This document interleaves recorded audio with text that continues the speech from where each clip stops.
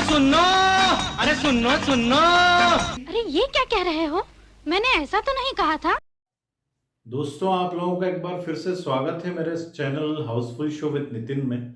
दोस्तों, अभी आप लोगों ने जो एक गीत सुना, इस गीत में आपने नायिका का जो पोर्शन है जिसमें वो एक डायलॉग बोलती हैं, एक संवाद बोलती हैं, मैंने ऐसा तो नहीं कहा था, ये सुना। तो आपको क्या लगता है, ये संवाद गीत में जो नायिका हैं रेखा जी, उन्होंने खुद ने बोला है या कोई पार्श्व गायिका है? तो ये आज हम जानेंगे इस वीडियो में, और जानेंगे उन पार्श्व गायिका के जीवन के विषय में। तो दोस्तों, यदि आपने मेरा चैनल सब्सक्राइब नहीं किया है तो कृपया सब्सक्राइब कर लें और बेल आइकन को ज़रूर प्रेस करें, जिससे सारे नोटिफिकेशंस आप लोगों तक पहुंचते रहें।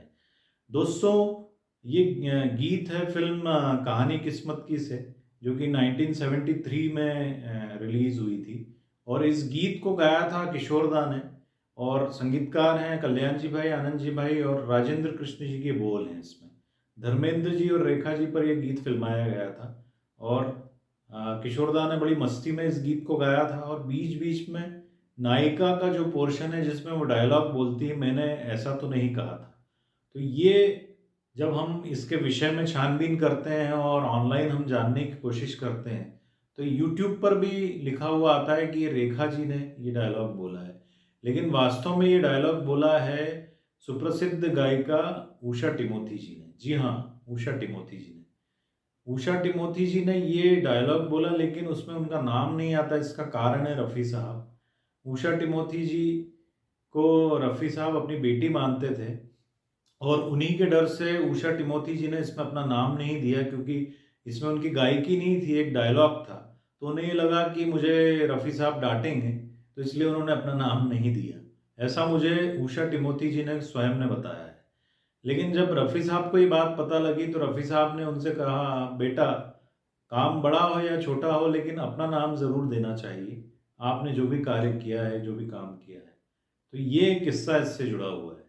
और उषा टिमोथी जी की यदि मैं बात करूं, तो उन्होंने अपने फिल्मी सफ़र की शुरुआत भी रफ़ी साहब के साथ एक डुएट के साथ की थी। लेकिन इसके पहले 1957 के बात है, जब एक कॉन्सर्ट मुंबई में हुआ था, जिसे ऑर्गेनाइज किया था मधुसूदन टिमोथी जी ने, जो उषा जी के पिता थे। उन्होंने आयोजित किया था इस कॉन्सर्ट को, और इसमें संगीत संयोजन था कल्याण जी भाई, आनंद जी भाई का। और इस कॉन्सर्ट में मुख्य आवाज़ें थी रफ़ी साहब, मुकेश जी, अ, मन्ना दा और हेमंत कुमार जी की। और महिला पार्श्व गायिका की इसमें ज़रूरत थी, क्योंकि लता जी का एक गीत रसिक बलमा इसमें गाना था। तो चूँकि महिला पार्श्व गायिका की उपलब्धता, अवेलेबिलिटी नहीं थी, तो मधुसूदन जी ने नाम सुझाया कल्याण जी भाई, आनंद जी को भाई को, उषा टिमोथी जी का, अपनी बेटी का, जिसकी सहमति उन्होंने दे दी। और उस समय उषा जी की उम्र महज 7-8 वर्ष रही होगी। और जब स्टेज पर आकर के उन्होंने आलाप लिया है लता जी के इस गीत का, और रसिक बलमा गाया है, तो जो जनता थी, जो श्रोता थे, वो आनंद में झूम उठे, और तालियों की गड़गड़ाहट से उन्होंने उषा जी का हौसला अफजाई की है, उनकी प्रशंसा की है। वहाँ से उषा जी को एक लॉन्चिंग पैड मिला, और कल्याण जी भाई, आनंद जी भी बड़े प्रभावित हुए। और फिर 1965 में एक फिल्म हिमालय की गोद में रिलीज़ हुई, जिसमें उषा जी को अपने कैरियर का पहला ब्रेक मिला रफ़ी साहब के साथ में। और वो गीत था, तू रात खड़ी थी छत पे, मैं समझा कि चांद निकला। तो इस गीत से उषा जी ने अपने कैरियर की शुरुआत की, और फिर 5000 गीत गाए उन्होंने अलग अलग भाषाओं में, जिसमें हिंदी, मलयालम, पंजाबी, गुजराती, मराठी, ये सारी भाषाएं हैं, भोजपुरी। और उषा जी ने रफ़ी साहब के साथ सबसे ज़्यादा अंतर्राष्ट्रीय और राष्ट्रीय स्तर पे कॉन्सर्ट्स भी किए। 20 वर्षों तक वो रफ़ी साहब के साथ कॉन्सर्ट्स में गई हैं। और ये एक बड़ी फिल्म इंडस्ट्री की विडंबना है कि यहाँ पे नेपोटिज्म, भाई भतीजावाद और गुटबाजी बहुत है। इसी का जो दंश है, वो उषा जी ने अपने कैरियर में झेला। उषा जी के पास जिस स्तर का टैलेंट था, प्रतिभा थी, उसके अनुसार उनको यथोचित सम्मान नहीं मिल पाया, जो अवसर मिलने थे वो नहीं मिल पाए। और लेकिन उषा जी फिर भी ये कहती हैं कि मैं परम सौभाग्यशाली हूँ कि मुझे स्वयं गायकी के जो सबसे शिखर पर रहे रफ़ी साहब, उनका स्नेहाशीष, उनका सानिध्य प्राप्त हुआ और लगभग 20 वर्षों तक वे कॉन्सर्ट उनके साथ करती रहीं। दोस्तों, मेरा ये परम सौभाग्य है कि मेरी भेंट उषा टिमोथी दीदी से 2019 में हुई थी, उन्हीं के निवास मुंबई पर। और उस दौरान मेरी उनसे काफ़ी विस्तृत चर्चा हुई रफ़ी साहब, किशोरदा के बारे में, क्योंकि उन्होंने काफ़ी कॉन्सर्ट्स किए हैं मन्ना दा, मुकेश जी सभी के साथ। और रफ़ी साहब के साथ तो विशेष रूप से उनका सानिध्य प्राप्त हुआ और रफ़ी साहब को वो अपना गुरु भी मानती हैं संगीत में। तो वो ये कहती हैं कि मुझे फ़िल्म इंडस्ट्री में भले ही जो पर्याप्त अवसर ना मिले हों, लेकिन ये मेरा सौभाग्य है कि मुझे सबसे ज़्यादा रफ़ी साहब का साथ मिला और वो बातें सीखने को मिली जो बड़े-बड़े गायकों को भी नहीं सीखने को मिलती हैं।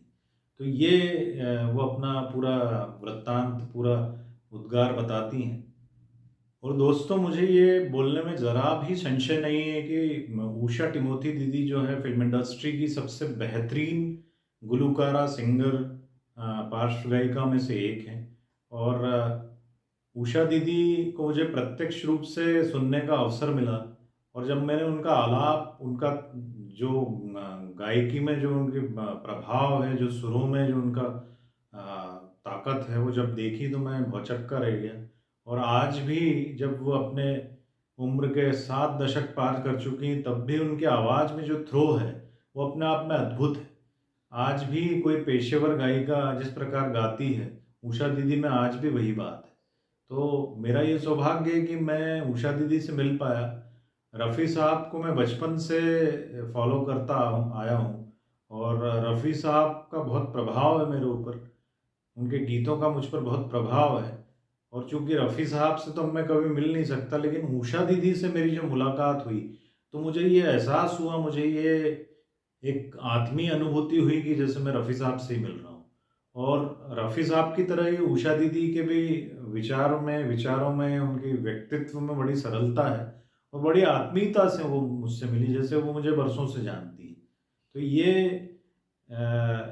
ऐसे फनकार जो बिल्कुल डाउन टू अर्थ हैं और जिन्हें अपनी विधा पर, जिन्हें अपनी कला पर बिल्कुल भी घमंड नहीं है, ये ना सिर्फ अच्छे कलाकार होते हैं, लेकिन इनकी लोकप्रियता भी बहुत होती है और जो भी इनसे मिलता प्रभावित हुए बगैर नहीं रहता। तो उषा टिमोथी दीदी भी ऐसी ही शख्सियत है और ये मेरा सौभाग्य है कि मैं उनसे मिल पाया। तो दोस्तों, ये थी कहानी उषा टिमोथी दीदी की। दोस्तों, अगले वीडियो में जानेंगे एक बहुत ही विशेष संगीतकार ओपी नैयर साहब के बारे में और उनका एक गीत जो उन्होंने फिल्म कश्मीर की कली में बनाया था। तो उस गीत से जुड़ा क्या किस्सा है और ओपी नैयर साहब से जुड़ी कुछ बातें हम जानेंगे मेरे अगले वीडियो में। तो दोस्तों, मेरे चैनल को ज़रूर सब्सक्राइब करें और बेल आइकन को प्रेस करें। और दोस्तों, आप सभी लोगों को यही कहूँगा कि अपना बहुत ध्यान रखें और अपनों का ध्यान रखें और स्वस्थ रहें और मस्त रहें। नमस्कार दोस्तों।